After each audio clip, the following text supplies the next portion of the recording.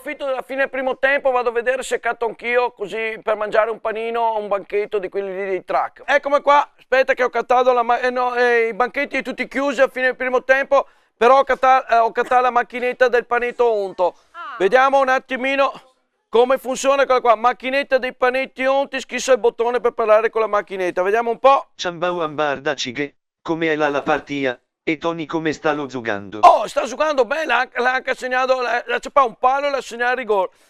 Vabbè, insomma, come funziona qua? Vabbè, tanto già lo so che l'anno prossimo giochi di sabato. Lo so anche a me che l'anno prossimo giocano il sabato. Compresa, che panetti cavi qua della macchinetta, grazie. Vabbè, hai solo l'imbarazzo della scelta. Bene. E se no c'è quello della casa con crauti salamella pearoni strutto, crene cancren, soppressa con l'aio. Lardo pansetta panzotta culatello coscia sotto coscia ossi buchi codeghin codegon rece trippe ciccioli e giusto una fogliettina di insalata. No, l'insalata no, grazie, mi resta su stomaco. Dammi quelli della casa, grazie, quanto è no? Ok, allora un panetto tonto della casa no insalata, sono 12 euro. 12 euro, caspita, ho solo un ventino però, eccolo qua, mi dai il resto per piacere, grazie. Mi dispiace ma la macchina non dà resto Neanche neanche se mandi giù il panetto tonto della casa tutto intero senza bere l'idraulico liquido.